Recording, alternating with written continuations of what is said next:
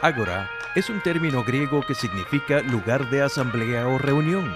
Tradicionalmente, el ágora era el lugar específicamente designado para que los ciudadanos griegos se reunieran a debatir sobre los diferentes asuntos concernientes al sistema democrático.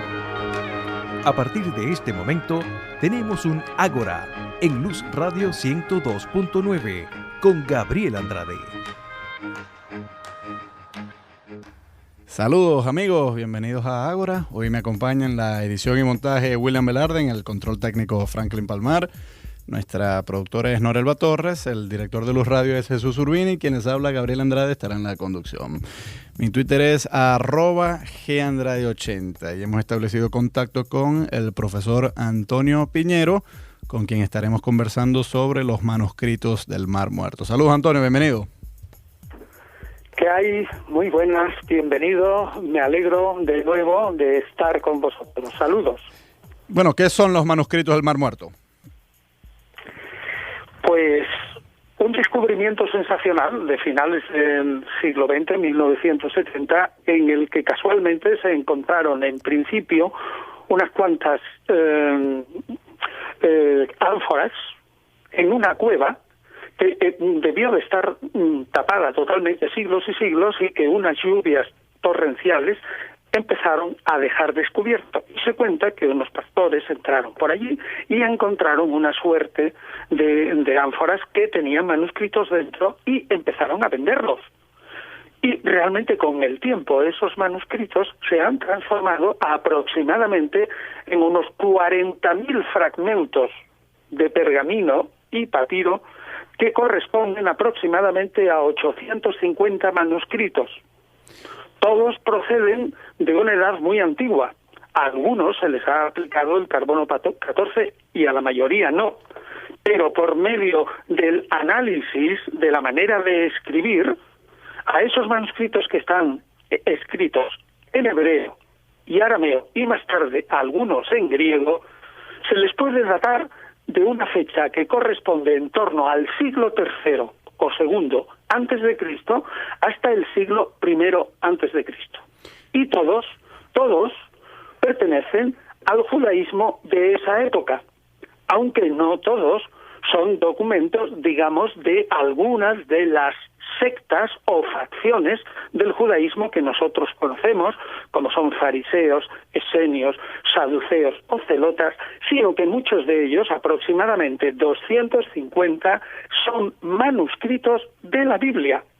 Pero esto es un tesoro impresionante, sobre todo algunos manuscritos de la Biblia del 200 antes de Cristo, que supone nada menos, para que se haga buena idea a nuestros oyentes, que un adelanto en manuscritos hay aproximadamente 13 siglos. Vale. 13, no estoy exagerando. Pongo un ejemplo. La Biblia actual, en hebreo, está transcrita del manuscrito B19 de Leningrado del siglo XI.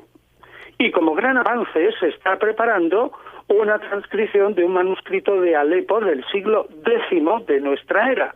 Pues bien, tenemos fragmentos prácticamente de todos los libros bíblicos, y si no me equivoco menos el de Esther, que están descubiertos en esas cuevas en el que aparecieron esas ánforas en 1947 aproximadamente.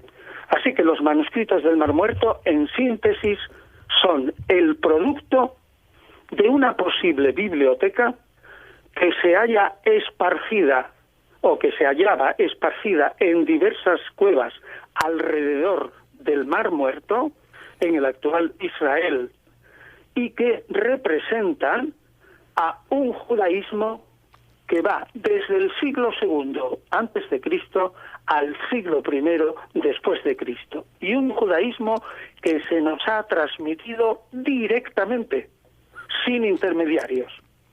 Es decir, un verdadero tesoro. Curioso que no esté el libro de Esther, porque según tengo entendido, en las discusiones del canon, sobre este libro hubo algunas dudas. E incluso Martín Lutero, por ejemplo, se opuso vehementemente. Claro, él no tenía la autoridad para modificarlo. y ya estaba incluido en el canon, y bueno, en las Biblias protestantes también está incluido. Pero a lo largo de la historia del cristianismo y del judaísmo ha habido sospecha en torno a este libro, y es curioso porque ese libro no menciona la palabra Dios, sino que es más bien una suerte de épica nacionalista. ¿Podemos presumir que en la antigüedad y en la época del grupo, quien quiera haya sido, que atesoraba estos manuscritos, Esther no tenía rango canónico? Podemos presumirlo, ciertamente. Hay argumentos para todo y realmente yo no conozco, digamos, una argumentación absolutamente apolíptica a favor o no de esa hipótesis que usted propone de que el grupo que está detrás de estos manuscritos no concediera rango canónico, es decir, oficial, sagrado a Esther. Pero es absolutamente probable. Así que, perfecto, sí, muy bien. Pero yo diría que eso, que ya ofrece una duda a propósito de, digamos, en la época en torno a Jesús, cómo estaba la Biblia hebrea, yo digo que eso es una parte importante, pero a mí me parece que es mucho más importante para la gente la constancia que tenemos hoy a base del estudio de esos 250 manuscritos, más o menos bíblicos, y de otros manuscritos parabíblicos quiere decir que hablan de fragmentos o de secciones de la Biblia, pero que los comentan, lo amplifican o, digamos, sencillamente los corrigen.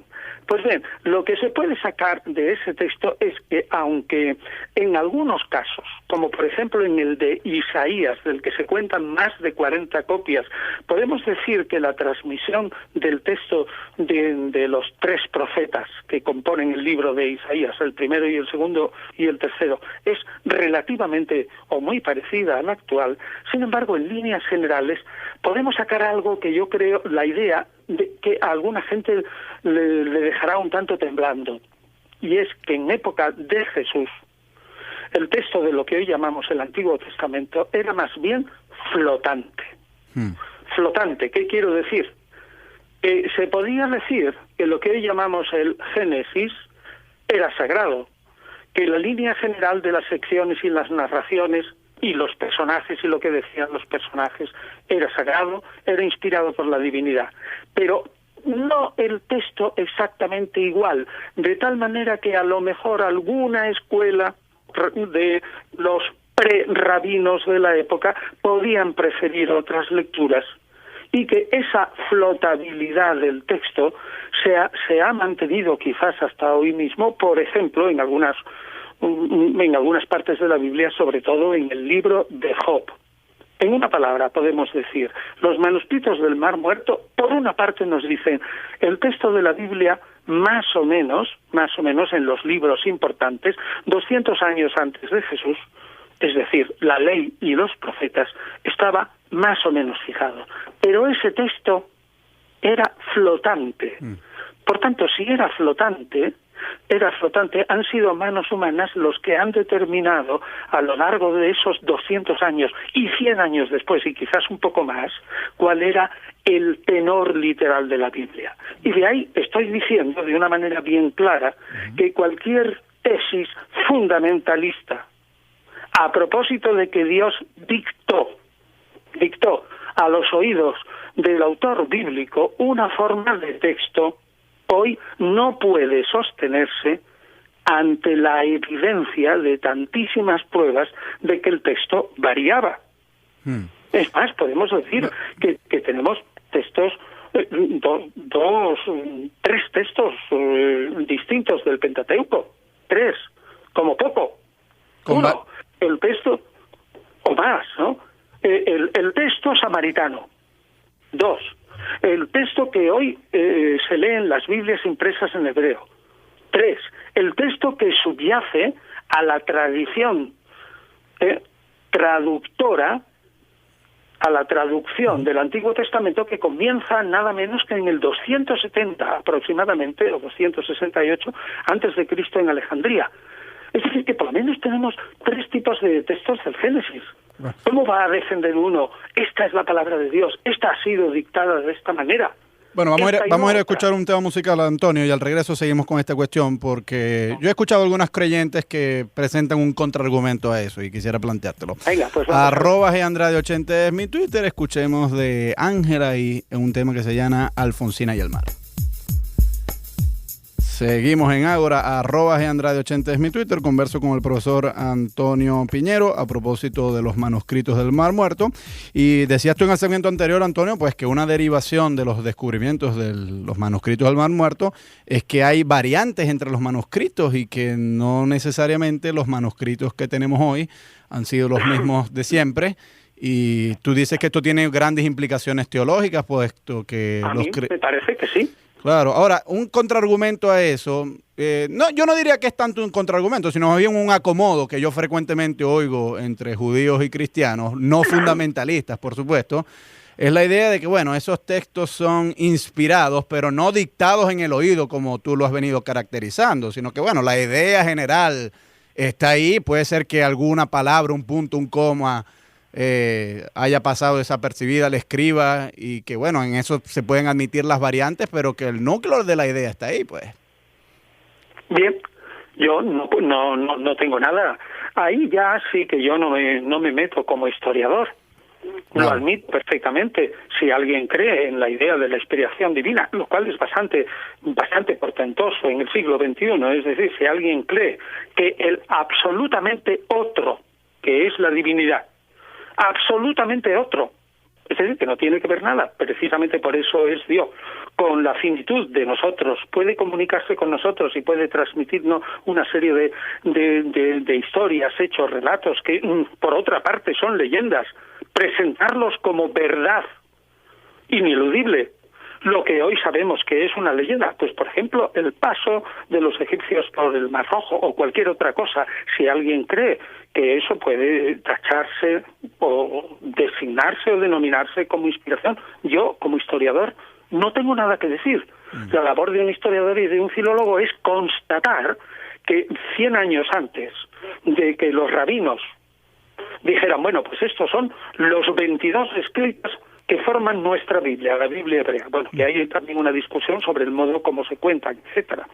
Pero, yo tengo que decirle a usted, eso es difícil de explicar. Ahora, que usted cree en la inspiración, pues estupendo. Eso ya no pertenece a la ciencia histórica, que no trata nada más que de hechos repetibles, observables, y que se pueden argumentar como hasta hechos físicos, es decir, es práctico. Claro, entendido. Bueno, quisiera volver un momento entonces al asunto del Mar Muerto, que es el tema central de nuestro programa. Has venido diciendo que esto probablemente se han aplicado, no probablemente, es así, se han aplicado pruebas de carbono 14 y la datación es de aproximadamente a partir del siglo II antes de nuestra era, y también pruebas paleográficas, pues, viendo el estilo de la escritura. Ahora, ha habido algunos intentos de datarlos posteriormente y quisiera señalar algunos, porque incluso se ha tratado de vincularlos con los orígenes del cristianismo. El sacerdote José O'Callaghan alegó haber encontrado un fragmento que, según él, procede del Evangelio de Marcos. Y del capítulo 6, en concreto. Bueno, sí, pero vamos a ver.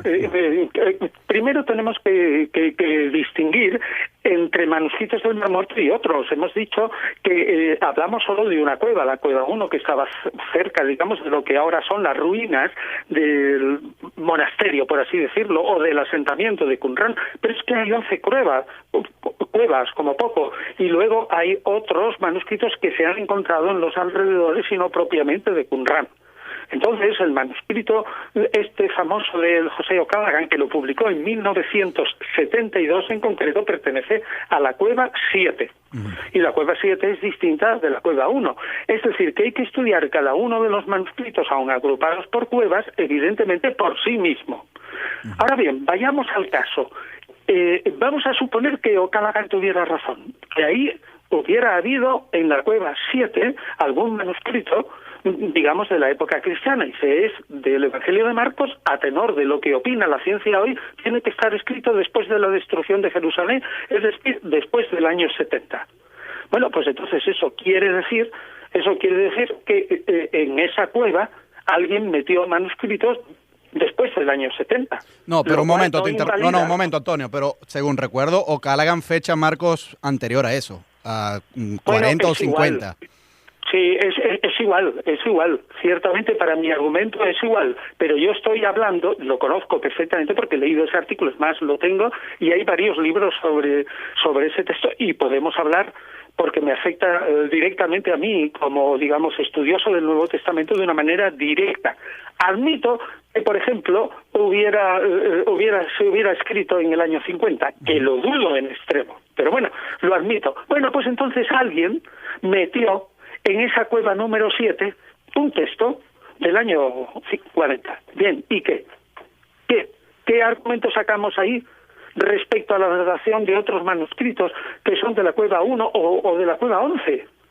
A ver, No, tiene que ver. pero según yo entiendo el argumento de O'Callaghan es el siguiente. Puede ser que muchos de esos manuscritos procedieran del 200 antes de Cristo, pero la comunidad, quien quiera que haya sido, y bueno, supongamos que hayan sido los esenios, pero pudo haber sido otra comunidad también, lo que O'Callaghan, según yo entiendo, dice es que pudo haber tenido vínculos con los orígenes del cristianismo porque de esa comunidad en el año 50 salió el Evangelio de Marcos.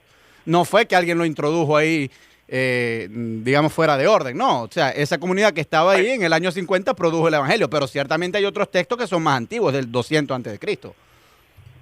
Admitido, muy bien. Entonces me alegra mucho de que ya por lo menos hemos avanzado de que hay otros ahí. Sí. Bueno, entonces debo yo sacar, y ahora nos meteremos justamente, debo yo sacar de la existencia de que hay un manuscrito cristiano que todo el asentamiento estaba, por ejemplo, en manos de cristianos en el año 40. ¿Debemos pensar eso? Pues a mí me parece un absurdo, porque si aceptamos que la muerte de Jesús fue aproximadamente, creemos, en abril del año 33, y Hechos 1:14, Hechos de los Apóstoles, nos dice que empezaron con 120 personas, Hechos no cuenta ni la posible comunidad que había en Samaria ni la posible comunidad que hubiera en Galilea, sino la comunidad madre de Jerusalén, que era la más importante. Bien, y de 120 personas, en el año 33, ya en el año 40 iban a tener el poder de meter manuscritos, unos señores que habían vendido absolutamente todo en Jerusalén para dárselo a los pobres y que luego quedaron en la miseria. Iban a tener ese asentamiento tan formidable del que se ha visto que ahí hay piscinas, que hay talleres de cuero, que hay probablemente había una fábrica, una fábrica de pergaminos para escribir. Bueno, hay muchas discusiones. Me parece imposible. Bueno, pero yo, absolutamente descabellada. Sí, pero yo he escuchado alguna especulación complementaria, que aquí solo voy a jugar abogado del diablo. Si asumimos que esa comunidad eran los esenios y vemos alguna semejanza entre el mensaje apocalíptico de Juan el Bautista y el mensaje apocalíptico de los esenios, que se deriva de los propios, de una porción de los propios manuscritos del Mar Muerto, y asumimos, como debemos, y usted suscribe esto también, que Jesús fue discípulo de Juan, pues sí, no es tan difícil ya ver una conexión entre los esenios y Jesús, y pudo haber sido que algún discípulo, el evangelista Marcos, quien quiera que haya sido, haya tenido vinculación con los esenios, y de ahí procede el documento. Vale, teóricamente eso es muy bonito lo que usted está diciendo, pero entonces habría que estudiar. Uno, ¿acaso tiene razón O'Callaghan, que es la base de toda nuestra discusión, en que ese manuscrito de la Cueva 7 pertenece al Evangelio de Marcos? Primero, es tremendamente dudoso. Desde el primer momento se puso en solfa ese artículo, que es muy famoso, del año 1972, y se propusieron incluso aquí en España y en el Consejo de Investigaciones Científicas otras propuestas. Segundo, aparte de esas todas propuestas, ya finalmente salió una propuesta de la escuela de los dominicos de l'École Biblique de Jerusalén, en la que se pensaba que ese manuscrito que O'Callaghan había atribuido a Marcos, lo más probable es que fuera del libro primero de Enoc, en concreto del final del libro de Enoc, el Apocalipsis de Noé, aproximadamente en el capítulo del 100 al 106. Tercero, y esto es lo que me parece definitivo,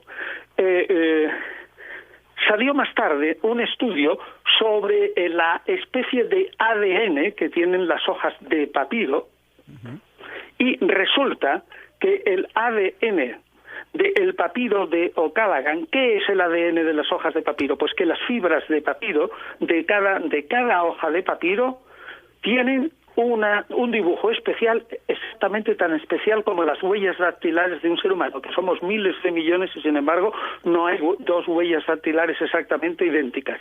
Pues del mismo modo cada hoja de papiro tiene una conformación especial. Pues bien, parece ser, yo lo leí en un artículo hace tiempo porque este tema lo tengo más que archivado y como resuelto, que efectivamente se le daba razón a los de la escuela de l'École Biblique de Jerusalén, que ya lo habían dicho antes de que apareciera, que la huella dactilar del manuscrito que contiene ese fragmento del libro primero de Enoc es la misma que la huella dactilar del pequeño fragmento que es como un sello de correo grandes del padre O'Callaghan. Por lo tanto, toda esta discusión que estamos teniendo me parece que huelga por la sencilla razón de que es absolutamente falsa la propuesta de O'Callaghan. Vamos a ir a escuchar un tema musical. Vamos a discutir. Vamos a escuchar un tema musical, Antonio, y regresamos. @GEAndrade80 es mi Twitter. Escuchamos de La Oreja de Van Gogh un tema que se llama La Playa. Seguimos en Ágora, @GEAndrade80 es mi Twitter. Converso con el profesor Antonio Piñero, eminente historiador del cristianismo y de temas bíblicos, y el tema que nos ocupa hoy son los manuscritos del Mar Muerto. Antonio, en torno a los manuscritos del Mar Muerto hay muchas teorías de conspiración, de tono sensacionalista, pero bueno, nosotros aquí como difusores de la radiocomunicación a veces le tenemos que dar cabida a estas cosas porque están en la palestra pública. Se ha dicho que el Vaticano esconde algo, que no todos los documentos han sido exhibidos y que puede haber algún documento en algún sótano, no sé si de Roma o en Jerusalén, no sé dónde es que pueden estar esto, pero según estas teorías de conspiración, se esconden documentos que podrían alterar significativamente la historia del cristianismo, porque revelarían nueva información sobre los orígenes. ¿Qué nos dice sobre esto? A mí me parece una tontería. Con todo el respeto, me parece infantil, una manera de engañar a la gente, de escribir libros sensacionalistas y meterse unos cuantos dólares o lo que sea en el bolsillo. Es imposible. Es imposible porque ni un solo documento, esta vez sí que se puede decir, ni un solo documento importante de los manuscritos del Mar Muerto, que ahora están todos en esa especie de museo que se llama The Shrine, como el templo en Jerusalén, y que el curator, es decir, el conservador, es un judío argentino que se llama Adolfo Reutemann, con el que yo soy amigo personal y que incluso vamos a tener aquí ahora mismo pero no ha podido hacer una mesa en común a propósito de todos estos temas, redonda. Bueno, pues este individuo que custodia todos los manuscritos afirma, y afirman todos los demás, que ni un solo fragmento importante de los manuscritos del Mar Muerto ha estado en el poder del Vaticano nunca. Y que si hubiera algún manuscrito importante del Mar Muerto ahora en los sótanos del Vaticano, sería tal la presión económica, dineraria, porque ahora valen una fortuna esos manuscritos, que yo creo que bajo el Papa Francisco y cualquier otro papa de estos un poco más progresistas, jamás estarían allí escondidos. Así que digo eso, primero, jamás hubo ni un solo manuscrito en poder del Vaticano. Lo dice uno que, como yo, soy un historiador escéptico y racionalista y agnóstico, y que a mí eso me da exactamente igual, pero que estoy buscando la verdad. Y segundo, que desde el primer momento se formó un grupo de historiadores y de filólogos como Allegro, Dupont-Sommer, Defoe y otros, en donde había agnósticos, ateos, librepensadores, protestantes, un par de católicos. Es decir, que los primeros que tuvieron en su mano absolutamente todos los documentos para estudiarlos, pues eran de todo pelo y condición, por así decirlo. Y los católicos eran minoritarios, y además era uno un monje franciscano, y otro un sacerdote católico polaco.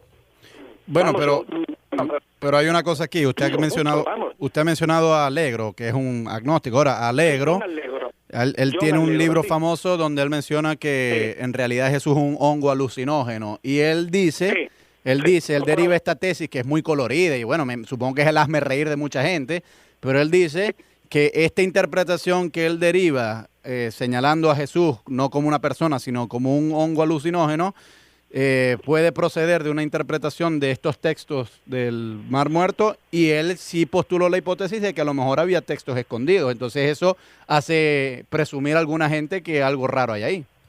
Claro, pero estamos en 2015 y Allegro empezó a escribir en 1979. Bueno, antes, son del 45, pero en 1979 ya, desde el 73 al 79, se habían publicado absolutamente todos los textos más gordos y fundamentales, y yo tengo todavía un libro de esos que escribió Edward Lose, el que fue obispo de Hamburgo, y que estaba, lo tengo en la página izquierda en hebreo, en la página derecha en una traducción alemana, ya en el 1973. Es decir, que cuando escribió John Allegro todas esas cosas era al principio de todo, y puedo decir que yo he hablado con Florentino García Martínez, que es español y que es, me parece, uno de los grandes prohombres del conocimiento de Qumran. He hablado expresamente de eso, y de otras cosas, y me ha dicho que ni una sola de las lecturas de Allegro se han confirmado. Son erróneas, es decir, ese hombre ha leído apresuradamente, o yo que sé, sufrió él una posible alucinación. Desde luego, todos los manuscritos están ahora microfilmados, todos. Es decir, cualquier individuo que sepa hebreo y que sepa un poco de paleografía hebrea, podemos decir, vamos, a todos los vientos y con alta voz, que todos los manuscritos del Mar Muerto son absolutamente accesibles a todo el mundo. Bueno, pero ¿ha habido algún académico que yo no creo que sea del mismo calibre que de Allegro? Yo creo que este académico que le voy a mencionar sí tiene más renombre porque procede de departamento serio, que es Robert Eisenman. Ya sabía que me iba a hablar de Robert Eisenman. Sí, porque Robert Eisenman dice que para él no es suficiente ver los microfilmes, él quiere ver los originales, porque él sospecha que esos microfilmes, pueden ser reales, pero no es la totalidad, hay algo más. Y bajo la teoría de él, sí hay un vínculo entre el cristianismo y los manuscritos del Mar Muerto, porque una de las misteriosas figuras que aparecen en los manuscritos del Mar Muerto, no los manuscritos bíblicos, sino más bien los parabíblicos, como usted los ha mencionado, que es el maestro de la justicia, esa misteriosa figura, Eisenman, mediante distintos métodos interpretativos, lo asimila a Santiago, el hermano de Jesús, que en opinión de él es el verdadero fundador del cristianismo. Y que en ese enfrentamiento apocalíptico que reflejan algunos de esos textos, en realidad es un enfrentamiento entre Santiago, el hermano de Jesús, y Pablo. Porque también está aquí el tema del nacionalismo judío que representaría Santiago versus la apertura a los gentiles que representa Pablo. ¿Qué nos dice sobre Robert Eisenman? ¿Es cierto lo que él dice, que a él no le han dado acceso a las fuentes originales y que eso constituye un problema? No lo creo. Vamos a ver, las fuentes originales, si un individuo se presenta ahora a Adolfo Reutemann con todas las características y todo eso, obtendría incluso con los debidos permisos acceso a todas las fuentes originales. Segundo, es tal el calibre de lo que se está publicando en Internet desde hace 2 años. O sea que esto supone un poco de ignorancia en quienes hablan todavía en favor de Eisenman. A propósito de fotografías espléndidas, todavía está empezando, y digitalizadas de todos los manuscritos del Mar Muerto, que me parece una locura decir que quizás se escondan cosas detrás, que a lo mejor hay ahí, es absurdo. Ahora, yo diría que nosotros conocemos el 95% del contenido de los manuscritos del Mar Muerto y el 5% que queda son fragmentos sin importancia. Todos están publicados en 16 o 18 volúmenes que se llama Discoveries, descubrimientos in the Judean Desert, en el desierto de Judea. Se han multiplicado las microfichas, no solamente las del famoso archivo de la librería Hutchinson, me parece que se llama así. Vamos, yo no me dedico especialmente a esto, más las que ahora se han hecho en Internet, más las bases de esas que están en Jerusalén. Es decir, que hay una información de tal calibre que decir, no, yo pienso que quizás, tal vez, hay algo... Mire, por favor... Vamos a ir a escuchar vamos a escuchar un tema musical y al regreso seguimos. @Andrade80 es mi Twitter. Escuchemos de Bajo Fondo Tango Club y Gustavo Cerati un tema que se llama El Mareo. Seguimos en Ágora, @Andrade80 es mi Twitter. Vengo conversando con el profesor Antonio Piñero a propósito de los manuscritos del Mar Muerto. Antonio, y en todas estas discusiones de teorías de conspiración sobre si hay o no documentos, manuscritos que no han sido traducidos y que pues alguna institución, sea el Vaticano o también últimamente estos grupos mencionan al Estado de Israel por X o por Y, no sé por qué, supongo que por todos los conflictos que hay en esa región del mundo en estos días, que supuestamente están escondiendo cosas que no develan al mundo en general. Hay un personaje que has mencionado que también ha generado pues alguna controversia, que es el padre Roland de Vaux. Él era un sacerdote católico, pero alguna gente aparentemente denunció que él era muy celoso en la forma en que se trabajaba con la reconstrucción de los textos. Porque hay una cosa que has mencionado desde el principio, que si bien son 200 y pico manuscritos, son miles y miles de fragmentos. Entonces supongo que esto habría que reconstruir. 1000 fragmentos y 800, otros dicen 850 manuscritos, no se puede saber. Bueno, pero entonces si de 40.000 fragmentos salen 850 manuscritos, habría que reconstruirlo como si fuera un rompecabezas físico. Y entonces, claro, eso pues lleva, necesita una gran manipulación, con mucho cuidado y tal. Entonces, claro, como es un proceso tan complejo, ahí la gente empieza a especular, bueno, que a lo mejor algún curador pues se metió debajo de su camisa algún fragmento y se lo llevó a su casa y así fue como se lo fue escondiendo. Pero en el caso de Roland de Vaux hay gente que dice que es que este hombre no era lo suficientemente, ¿cómo decirlo?, democrático con el equipo de trabajo. Y entonces eso pues generó cierta sospecha de que algo se escondía. ¿Usted conoció a Roland de Vaux? No. Personalmente no, pero he leído su tratado de arqueología. Vamos, es un tratado de estos de arqueología que está en la facultad y todo esto. Y a mí me parece que él era ante todo arqueólogo, y que él hizo ante todo especulación sobre la reconstrucción arqueológica de las fases, que lo hizo muy determinada, la fase 1A, 1B, 2A, 2B y tal, que ya no, ni pues que hace años que yo leí eso y ahora lo recuerdo, digamos, como quien ha estudiado la carrera y le queda el recuerdo vago.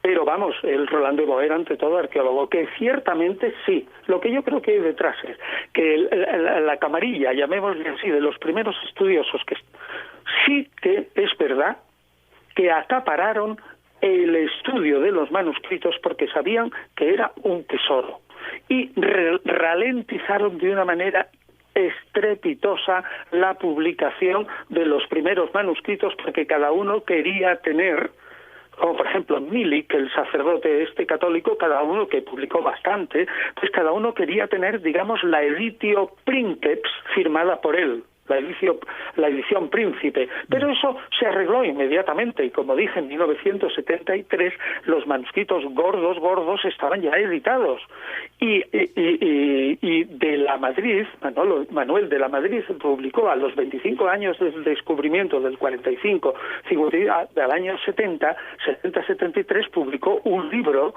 en la Biblioteca de Autores Cristianos aquí en Madrid, que a mí me parece un modelo de claridad y de exposición y de complexión, un libro en el que ya se hablaba de todos los aspectos de la comunidad que estaba detrás de los manuscritos del Mar Muerto y de esos aspectos generales, desde la publicación de esta a los 25 años del descubrimiento hasta hoy, no se ha cambiado nada. Por lo tanto, que de Vaux era muy celoso, que otros detuvieron al principio la publicación de los manuscritos, pues probablemente es verdad. Que se retrasó porque cada uno tenía un montón de obligaciones universitarias, también es verdad. Que eso se arregló pronto, totalmente cierto. Que luego se publicaron los 16 volúmenes de los descubrimientos en el desierto de Judá, también es cierto. Y por tanto quiero decir que a partir de 1975 todos esos problemas están fundamentalmente resueltos y que incluso lo que queda es tan minúsculo que conste que aquí en España hay una o dos personas a quienes se le ha encargado la edición de esos fragmentos minúsculos. y que pertenecen, digamos, al grupo como Julio Treboller, y que pertenecen al grupo de gente que edita, ya entre comillas, esos minúsculos fragmentos de los manuscritos del Mar Muerto. Pero en el fondo, la ciencia ha perdido el interés por el descubrimiento de nuevas cosas a partir de esos fragmentos minúsculos, y lo que se ha de concentrar, y todavía queda para rato, es en el estudio de los textos que se pueden leer seguidos. Y por eso, y ahora empalmo con lo que yo dije antes, el 95%, o quizás más, del contenido importante de los manuscritos del Mar Muerto está impreso en inglés, alemán, castellano, italiano, en francés. Lo puede leer todo el mundo. Son textos absolutamente judíos.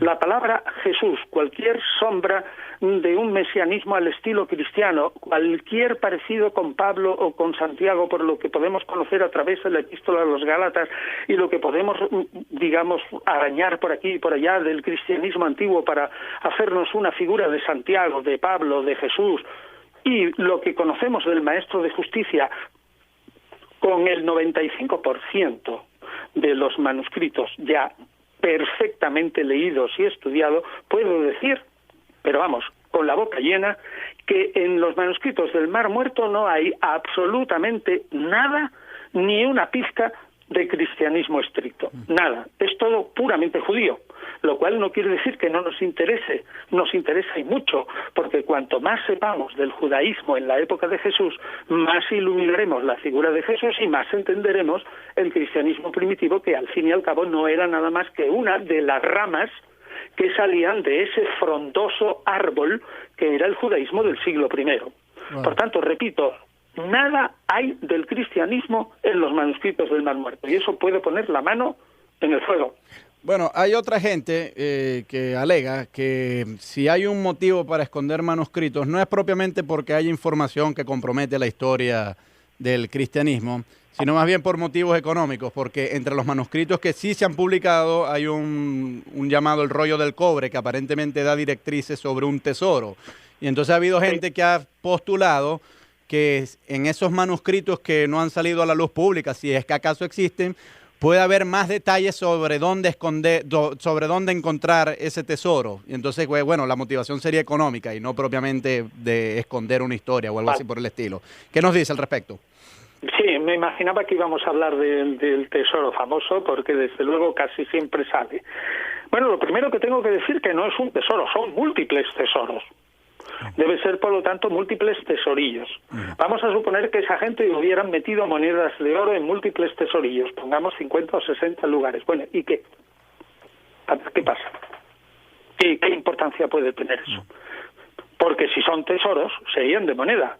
Entonces, realmente se frotarían las manos los numismáticos, porque probablemente aparecerían monedas del Imperio Romano hasta el año 68, que es cuando parece que el avance de las tropas romanas bajo Tito, que se dirigían a Jerusalén, con la que acabaron en el año 70, fue cuando liquidaron el asentamiento de Qumran. Bueno, pues encontraríamos un montón de monedas tirias, siclos de plata, dracmas de plata, encontraríamos denarios, ases, cualquier otra cosa, otras monedas de sólidos de oro, etcétera. Bueno, ¿y qué?